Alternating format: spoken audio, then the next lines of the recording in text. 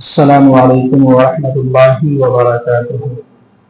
الحمد للہ نحمده ونستعینه ونستغفره ونؤمن به ونتوکل علیہ ونعوذ باللہ من شرور انفسنا ومن سیئات اعمالنا من يهده الله فلا مضل له ومن يضلل فلا هادي له ونشهد ان لا اله الا الله وحده لا شريك له ونشهد أن سيدنا ومولانا محمدا عبده ورسوله أعوذ بالله من الشيطان الرجيم بسم الله الرحمن الرحيم من ذا الذي يقرض الله قرضا حسنا فيضاعفه له وله أضعافا كثيرة والله عنده أجر كريم صدق الله العظيم۔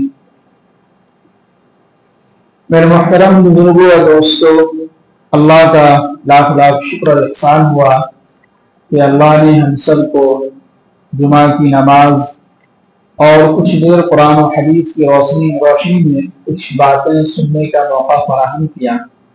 اس پر ہم اللہ کا جتنا بھی شکر ادا کریں بہت کم۔ آج ہم جس ٹاپک پر بات کریں گے وہ ہے اللہ کے راستے میں خرچ کرنا، صدقہ، اس کی کیا فضیلت ہے اور اس کی کیا اہمیت ہے، اور اللہ نے ہمیں یہ حکم کیوں دیا کہ نماز کے ساتھ ساتھ جو ہے زکوٰۃ بھی کرنا ہے، صدقہ بھی کرنا ہے، اللہ کے راستے میں خرچ کرنا ہے، نیکی والے کاموں میں خرچ کرنا ہے، سخی بننا ہے۔ تو اسی ٹاپک پر انشاءاللہ کچھ باتیں آپ کے سامنے عرض کریں گے۔ ہم سب لوگ نیت کریں گے انشاءاللہ غور سے سنیں گے، ہے کہ نہیں؟ انشاءاللہ سر کو جھکائیں گے نہیں، سر کو اٹھا کے بیٹھیے، سر جھکا کے بیٹھیں گے تو نیند آ جائے گی۔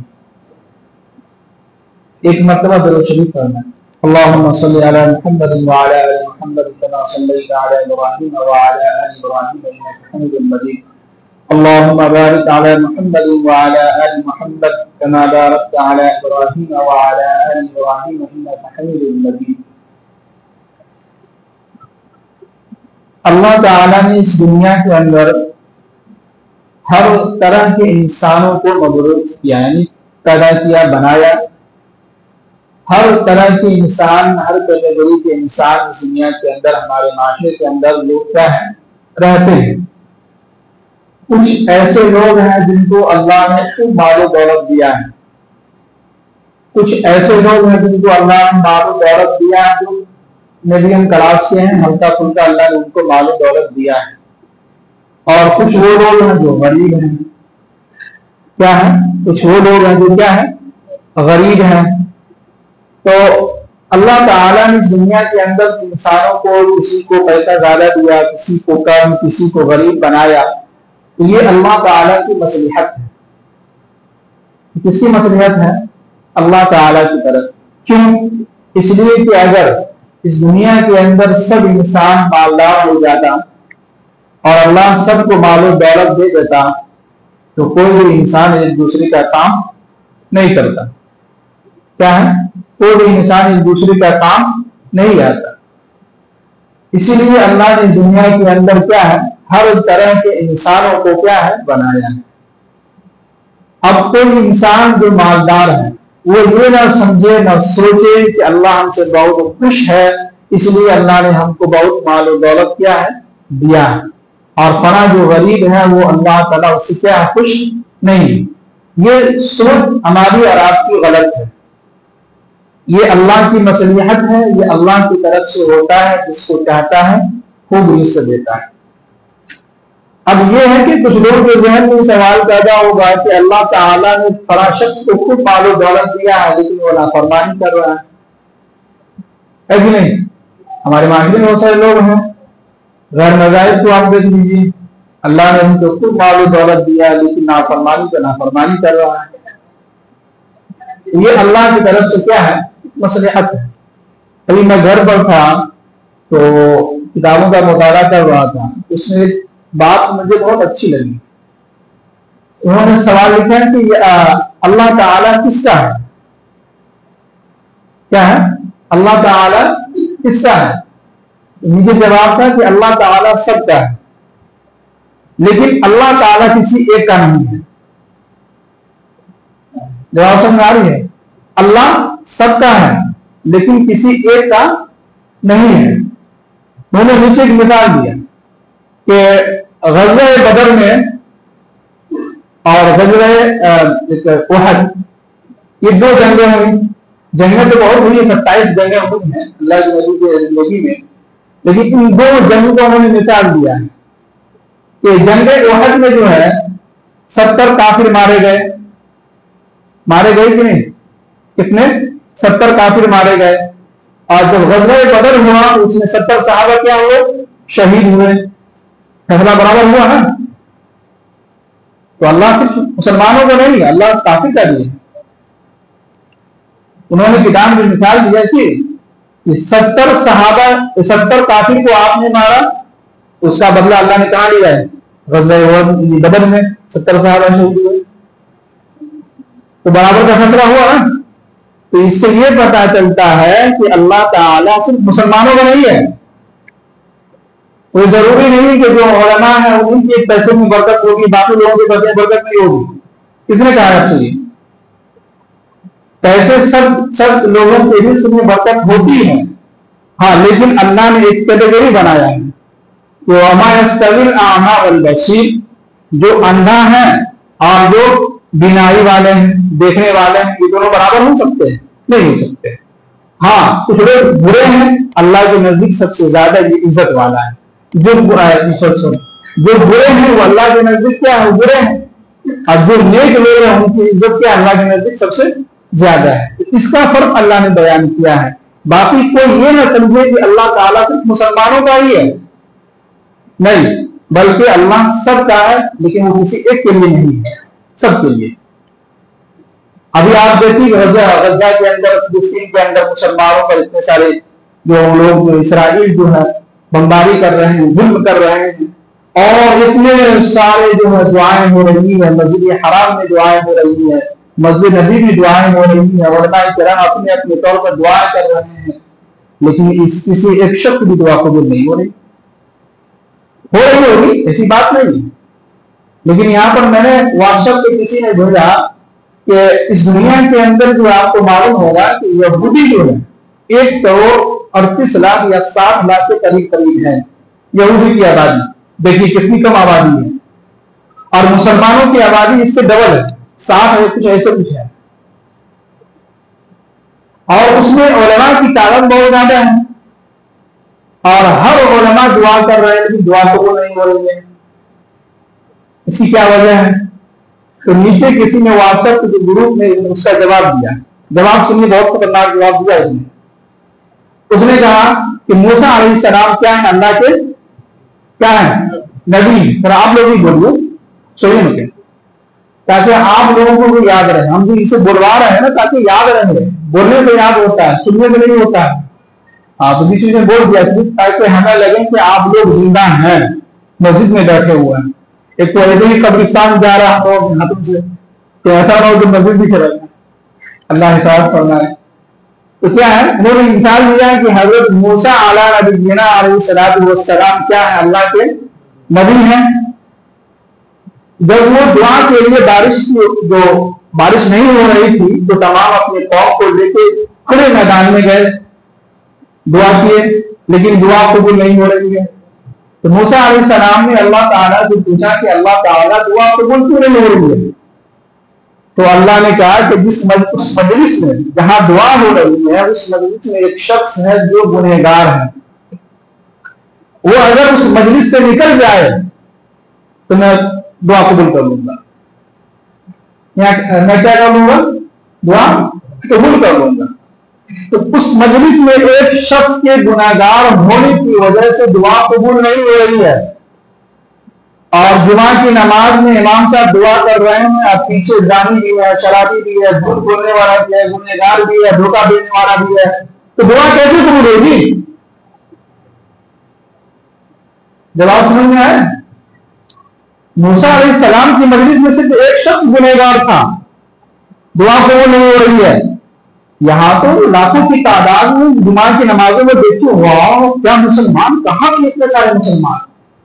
اور اسی میں کہ دعا ہو رہی ہے، پیچھے جو نظامی بھی بیٹھا ہوا ہے، نوجوان کتنے 12 رات تک جو چیٹنگ کر رہا ہے، گرل فرینڈ سے بات کر رہا ہے، کتنے ایسے سارے لوگ جو جھوٹ کا جو ہے دھندا کھولے ہوئے ہیں، کتنے سارے ایسے لوگ ہیں جو سود پر ایسا کھا رہے ہیں، کتنے سارے لوگ ایسے جو سود پر پورا کام کر رہے ہیں، کتنے سارے ایسے لوگ جو رشوت لے رہا ہے، تو دعا قبول کہاں سے ہوگی؟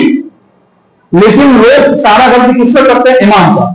امام صاحب صحیح سے دعا نہیں کر رہے، علماء جو ہے صحیح سے دعا نہیں کر رہے. بھائی مسجد حرام میں بھی دعائیں ہو رہی ہیں، قبول نہیں ہو پا رہا. مسجد ابھی بھی دعائیں ہو رہی ہیں، قبول نہیں ہو پا رہا. تو کہیں نہ کہیں خرابی ہے، کہیں نہ کہیں کار جو ہے شاپ ہو چکا ہے. کیا ہے؟ کہیں نہ کہیں کسی بورڈ میں جو ہے خرابی ہے، جس کی وجہ سے دعا قبول کیا ہے نہیں ہو رہی. تو اس لیے کیا ہے کہ اللہ تعالیٰ نے اس دنیا کے اندر جو ہے تمام انسانوں کو الگ الگ کیٹیگری میں رکھا ہے. جو امیر لوگ ہیں ان کو اللہ نے ایک ذمہ داری دی ہے کہ تمہارا مال جو ہے کس پر خرچ ہونا چاہیے؟ غریبوں پر. کہاں خرچ ہونی چاہیے؟ غریبوں پر. اسی لیے اللہ نے غریب کا بھی ایک طبقہ رکھا. اور جو غریب لوگ ہیں وہ مایوس نہ ہو کہ ہم کو غریب ہیں، یہ غلط ہے. غریبی اگر مایوسی ہوتی اور غلط ہوتا تو ہمارے نبی صلی اللہ علیہ وسلم مسکینے کی حالت میں زندگی نہیں گزارتے. اور اللہ کے نبی نے کیا کہا کہ یہ غریب لوگ امیر لوگوں سے پہلے کیا جنت میں داخل ہوں گے. کیا ہوں گے؟ داخل ہوں گے. اس لیے اللہ تعالیٰ نے امیروں کے اوپر ذمہ داری دی ہے کہ آپ اپنے مالوں میں سے کیا ہے غریبوں پر کیا کریں؟ خرچ کریں. اور صرف غریبوں پر ہی نہیں بلکہ اللہ کے راستے میں، نیکی والے راستے میں خرچ کرنا ہے. کیا کرنا ہے؟ نیکی والے راستے میں کیا کرنا ہے؟ خرچ کرنا ہے. اسی لیے اللہ تعالیٰ نے قرآن پاک کے اندر جگہ جگہ اور طرح طرح کی مثالیں دے کے ہم کو سمجھاتا ہے. قرآن نے تیسرے پارے کے اندر گیہوں کی مثال دی ہے. گیہوں جس کو گندم کہتے ہیں کہ مثل الذین ينفقون اموالهم في سبيل الله كمثل حبة انبتت 7 سنابل في كل سنبلة 100 حبة. کیا تم نہیں دیکھتے ہو کہ تم زمین کے اندر گیہوں کا ایک دانہ بوتے ہو، ڈالتے ہو، چھیڑتے ہو، لیکن اسی ایک گیہوں کے دانے سے ایک بالی تیار ہوتا ہے اور نہ جانے ہزاروں کی تعداد میں وہ دانہ نکلتا ہے. کیا کرتا ہے؟ نکلتا ہے.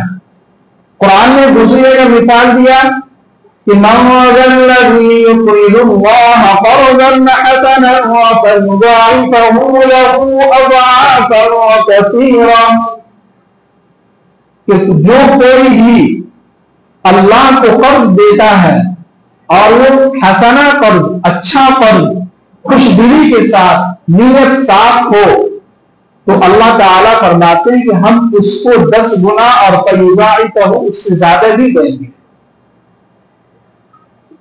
اب یہاں پر محدث تفسیر میں لکھتے ہیں علماء کرام کہ اللہ نے یہ قرض کا لفظ استعمال کیوں کیا؟ کیا ہے؟ قرض کا لفظ اللہ نے کیوں استعمال کیا؟ وہ اس لیے کہ ہم جو کسی کو پیسہ دیتے ہیں قرض کے طور پر تو ہمیں یقین رہتا ہے کہ یہ پیسہ ہمیں واپس کیا ہے؟ ملے گا. کیا ہے؟ ملے گا. کیوں؟ کیونکہ ہم نے ان کو فلاں شخص کو قرض دیا ہے. تو اسی طرح اللہ تعالیٰ نے قرض کا لفظ استعمال کیا ہے کہ جو بندہ بھی مجھے اچھا قرض دے گا تو بندہ کو چاہیے کہ اس کو یقین ہو کہ ہم جو 1 روپیہ اللہ کے راستے میں خرچ کر رہے ہیں، ہم جو 1 روپیہ اللہ کے راستے میں دے رہے ہیں، تو مجھے امید ہے کہ اللہ تعالیٰ ہمیں اس کا بدلہ کیا ہے؟ دیں گے، اور بہترین بدلہ دیں گے. ہے کہ نہیں مولوی؟ کہاں پہنچ جائیں گے؟ جب صحیح سے بیٹھو، وہ علامت کتے کی بیٹھنے کی طرح ہے. صحیح سے بیٹھو. تو کیا ہے؟ بہترین قرض. اب یہاں پر یہ ہے کہ حسنہ جو بہترین کا لفظ کیا استعمال؟ اس سے یہ مطلب ہے کہ جب ہم پر یعنی کہ اللہ کے راستے میں جو پیسہ اگر ہم لگاتے ہیں، دیتے ہیں صدقہ و خیرات، تو ہمارے دل کے اوپر کوئی بدگمانی یا غلط خیالات یا بوجھ نہ بنے. کہ ہاں چلو کیا کریں دینا ہی ہوگا تو آ گئے. یہ نہیں ہونا چاہیے ہے کہ نہیں. تو لوگ ہوتے ہیں ان کے چہرے پہ 12 بجتے جیسے کہ کوئی آ جائے مانگنے والا یا جمعہ میں بیان ہو جائے تو بھائی فلاں جگہ یہ کام لگانا کیوں ہوگا پیسہ دینا ہے ہو گیا. امام صاحب خالی جمعہ میں اسی بیان کرتے ہیں پیسہ ویسا ہے نہیں خالی اسی بیان ہوتا ہے. اب پتہ کہ وہ ہو گیا تو چلو نکال کے دے دیتے ہیں. ایسا نہیں ہونا چاہیے. دل پر بوجھ نہیں ہونا چاہیے. خوش دلی کے ساتھ جائے. کیا ہے خوش دلی کے ساتھ اگر دیں گے تو اس میں برکت ہوگی. اس پر اللہ کا وعدہ ہے. اسی لیے اللہ نے کہا حسنا دل میں بوجھ نہ ہو چہرے پر جو ہے 12 نہ بجے بلکہ چہرے پر مسکراہٹ ہو اور جس کو دے اس کو ایسا لگے کہ انسان خوش دلی سے دے رہا ہے وہ سمجھ کے نہ دے رہا ہے. سمجھ رہے ہیں. اس لیے کہ حضرت ابو ہریرہ رضی اللہ تعالیٰ عنہ کی حدیث ہے کہ اللہ کے نبی حضرت ابو ہریرہ نے پوچھا کہ اللہ کے نبی صلی اللہ علیہ وسلم بہترین صدقہ بہترین جو مال ہے وہ بہترین جو صدقہ ہے وہ کون سا ہے. تو اللہ کے نبی صلی اللہ علیہ وسلم نے ارشاد فرمایا کہ بہترین صدقہ وہ ہے کہ جب تمہیں ڈر ہو خوف ہو یہ جو میرے جیب میں 500 روپیہ ہے اگر ہم دے دیتے ہیں تو میں غریب ہو سکتا ہوں میرے اوپر تنگی آ سکتی ہے کچھ بھی ہو سکتا ہے لیکن اس کے باوجود تم خوش دلی سے وہ صدقہ اس میں سے کچھ نکال کے دے دیتے ہو یہ صدقہ اللہ کو زیادہ قبول ہے. حدیث کے الفاظ کو سمجھے آپ لوگ کیا جب آپ کو ڈر ہو دل میں کہ اگر پیسہ اگر دے دیتے ہیں تو غریبی آ سکتی ہے یعنی کچھ بھی ہو سکتا ہے دل میں تکلیف ہو رہی ہے لیکن اس کے باوجود بھی اگر ہم خوش دلی کے ساتھ چہرے پر مسکراہٹ رکھتے ہوئے دل پر بوجھ نہ بناتے ہوئے اگر وہ اسی میں سے کچھ دیتے ہیں تو یہ صدقہ اللہ تعالیٰ کو زیادہ کیا ہے قبول ہے. اب یہاں پر یاد رکھیے گا کہ ہم صدقہ کے معاملے میں کبھی کبھی جوش میں نہ آئے اس سے انسان ہوش گنوا بیٹھتا ہے. جیسے کبھی جو ہے بیان ہو رہا تھا بیان سن کے جوش میں آئے تارا دے دیا اب کل ہوگی جو بھیک مانگ رہے ہیں. جیسے کہ حضرت کعب بن احبار رضی اللہ تعالیٰ عنہ صحابی ہیں اللہ کے ان سے جو ہے کچھ غلطی ہو گئی تھی جس کی وجہ سے اللہ کے نبی جو ان سے باتیں نہیں کر رہے تھے. یہ بہت لمبا واقعہ ہے جس کو میں شوق پر نہیں بتلا رہا ہوں. یہ غزوہ تبوک کا واقعہ ہے جب جنگ ہوئی تھی اس میں حضرت کعب بن احبار نہیں گئے تھے جس کی وجہ سے اللہ کے نبی ان سے ناراض ہو گئے تھے.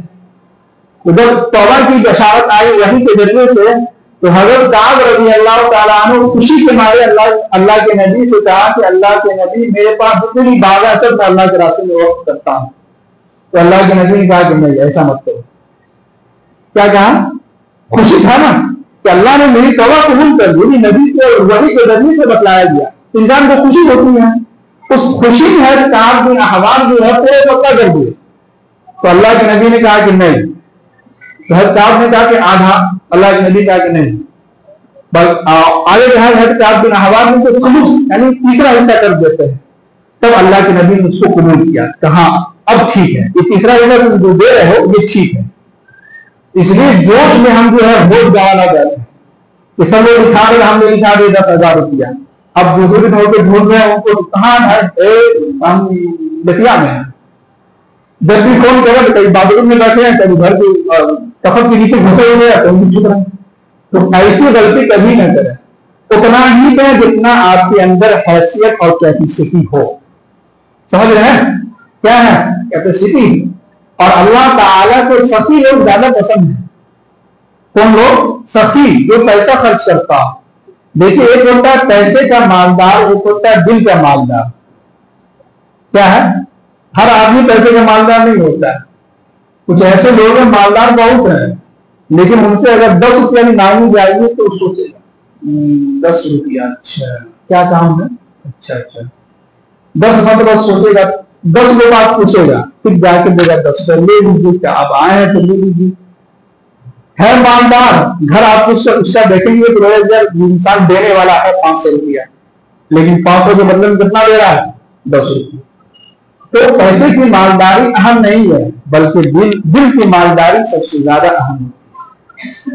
کچھ لوگ غریب ہیں لیکن ان کا دل اتنا اچھا ہوتا ہے دل کے اتنے مالدار ہوتے ہیں کہ جو ان کی حیثیت ہوتی ہے وہ اپنے مطابق آپ کے لیے وہ خرچ کرتا ہے دیتا ہے.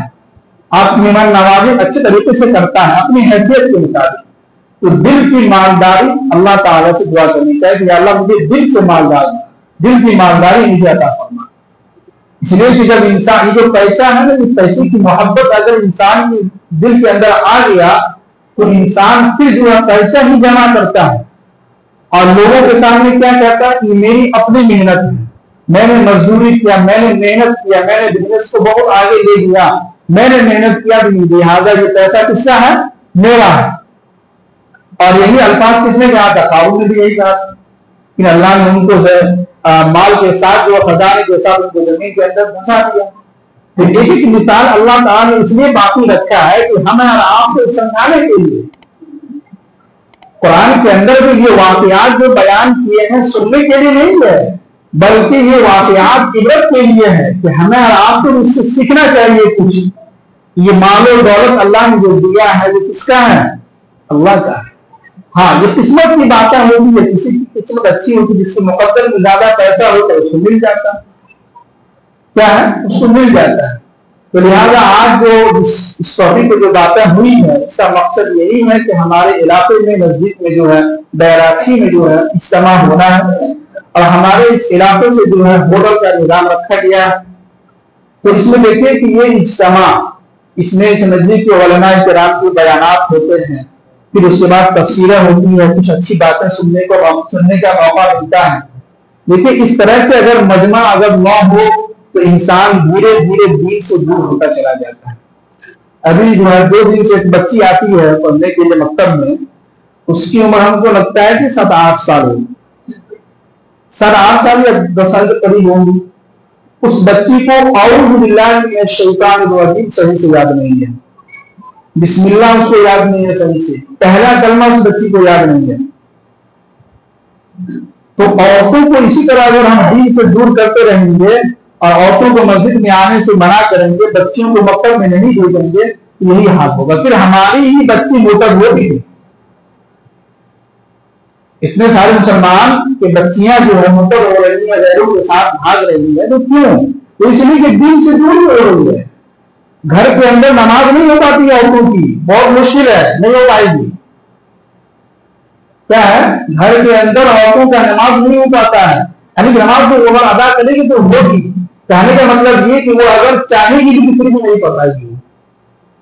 اس لیے گھر کے اندر ایسا ماحول بن گیا ہے کہ ہر ایک بچے، ہر ایک انسان کے ہاتھ میں موبائل ہے، اور آج کل جو 5G انلمیٹڈ ڈاٹا آ گیا ہے، ان کو شیطان کو اتنا بہتاتا کرے 5G انلمیٹڈ دیکھو اور سب ملیے۔ تو یہ تو اسرائیلی کا یہ ہے جو تباہ برباد کر رہا ہم لوگ، ایک تو غزہ پر بمباری سے کر رہا ہے اور ہم لوگوں کو موبائل سے کر رہا ہے۔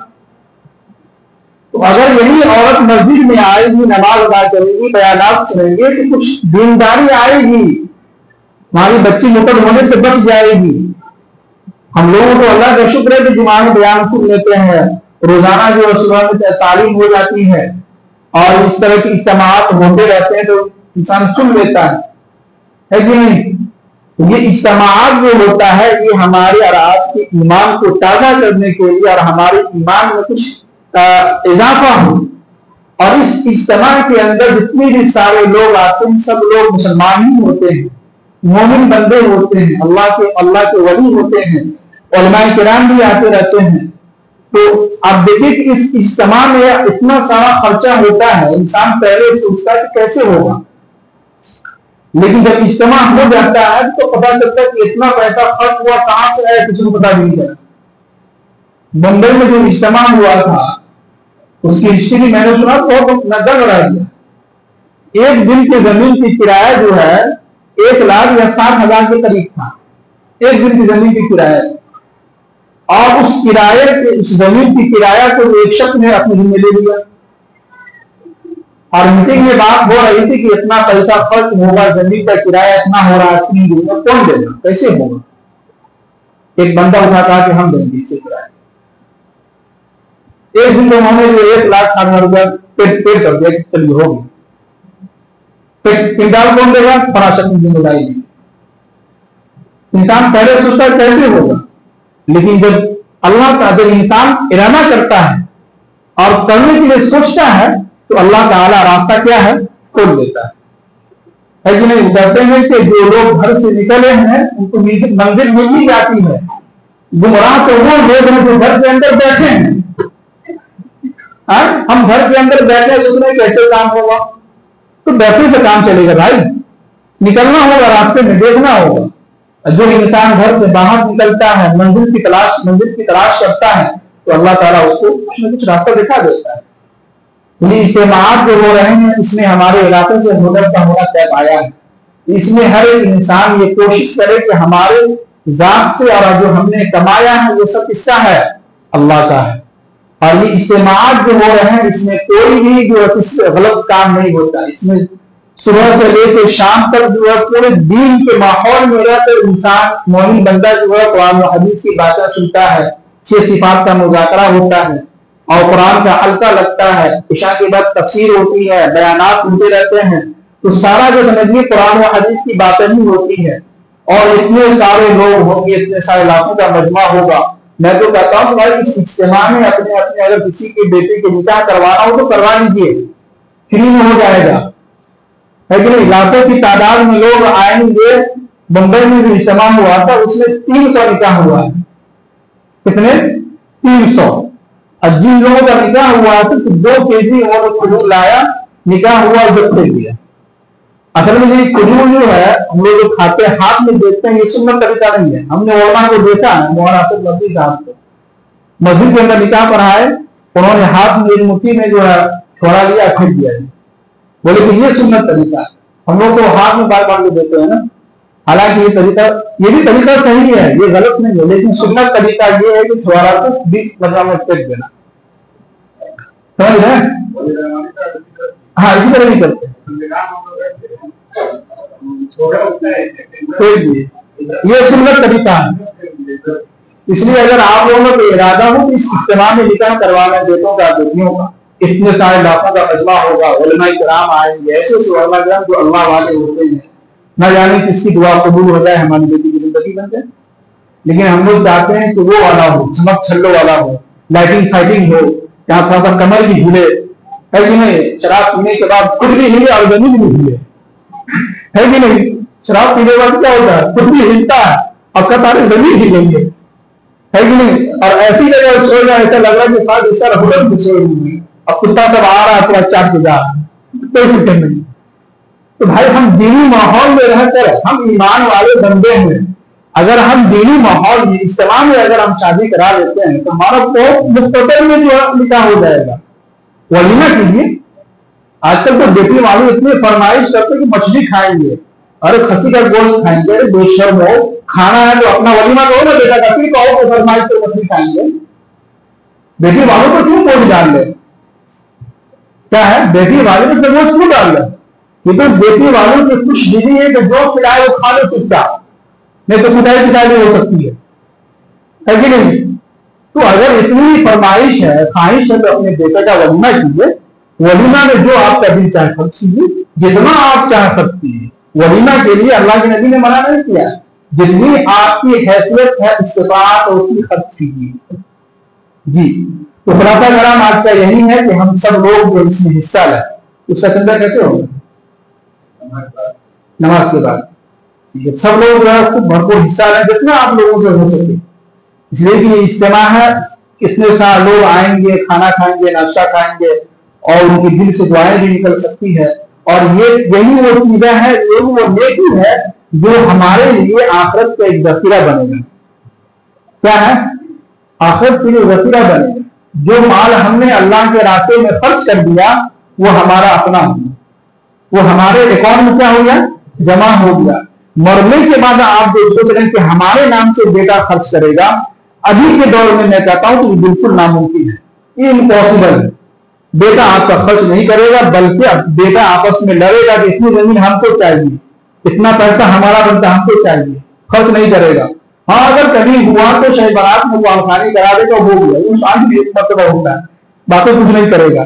تو اس لیے کوشش یہ کریں کہ جب تک اللہ نے صحت دیا ہے خرچ کر لیں، بیماری آنے کے بعد خرچ کرنے سے کچھ فائدہ نہیں ہے۔ اللہ کے نبی کی حدیث میں بات ختم کرتا ہوں کہ اللہ کے نبی کی حدیث ہے کہ اگر کوئی شخص صحت میں، تندرستی میں ٹھیک ٹھاک میں اگر کوئی 1 دینار خرچ کرتا ہے اللہ کے راستے میں اور دوسرا شخص بیماری کی حالت میں 100 دینار بھی خرچ کرتا ہے تو اس 1 دینار کا مقابلہ نہیں ہو سکتا ہے۔ کیا مطلب کہ اگر کوئی شخص بیماری کی حالت میں 100 دینار بھی خرچ کرتا ہے کوئی اس سے نہیں ہے، لیکن اگر بیماری کی حالت صحت کی حالت میں اگر کوئی شخص 1 دینار خرچ کرتا ہے تو بیماری کی حالت میں خرچ کرنا یعنی کہ 1 دینار خرچ کرنا ہے 100 دینار خرچ کرنے کے بعد ثواب ہے۔